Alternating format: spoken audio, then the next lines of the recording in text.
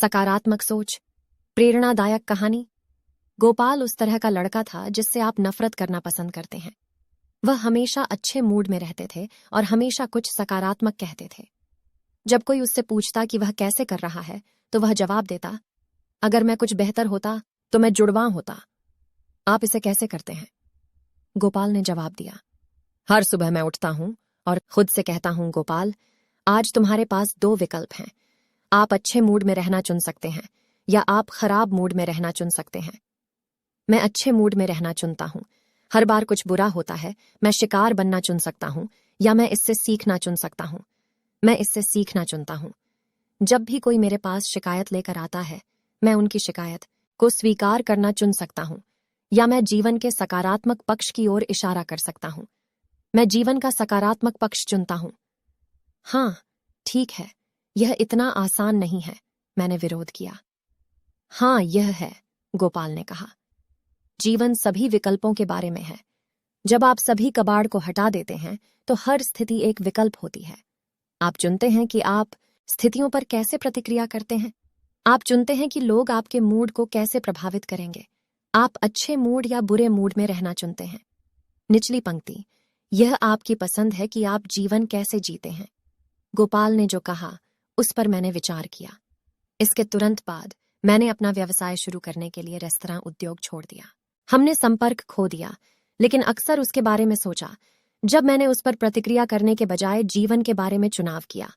कई साल बाद मैंने सुना है कि गोपाल ने कुछ ऐसा किया है जो आपको रेस्तरां व्यवसाय में कभी नहीं करना चाहिए।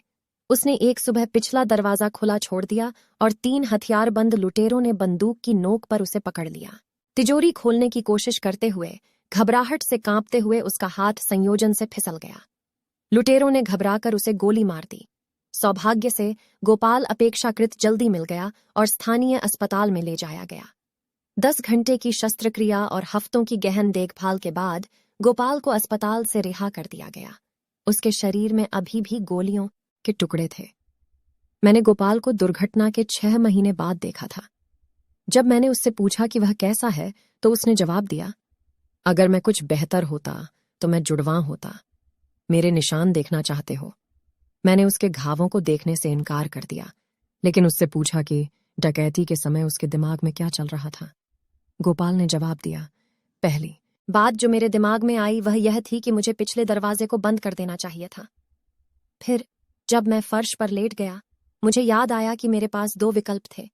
मैं जीना चुन सकता था या मैं मरना चुन सकता था। मैंने जीना चुना। क्या तुम डरे नहीं थे? क्या तुमने होश खो दिया? मैंने पूछ लिया। गोपाल ने जारी रखा, पैरामेडिक्स बहुत अच्छे थे। वे मुझे बताते रहे कि मैं ठीक हो जाऊंगा। लेकिन जब वे मुझे आपातकालीन कक्ष में ले गए और मैंने डॉक्टरों और नर्सों के चेहरों पर भाव देखे तो मैं सचमुच डर गया। उनकी आंखों में मैंने पढ़ा, वह एक मरा हुआ आदमी है। मुझे पता था कि मुझे कार्रवाई करने की जरूरत है। आपने क्या किया? मैंने पूछ लिया।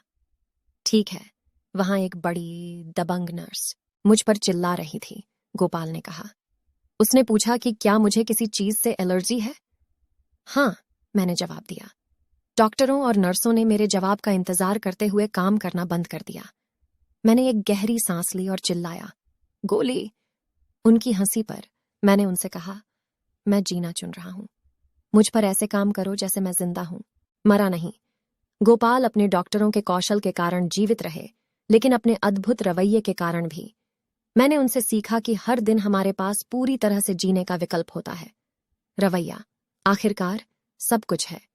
इसे वास्तव में डूबने दें, फिर चुनें कि आप कल अपने दिन की शुरुआत कैसे करेंगे।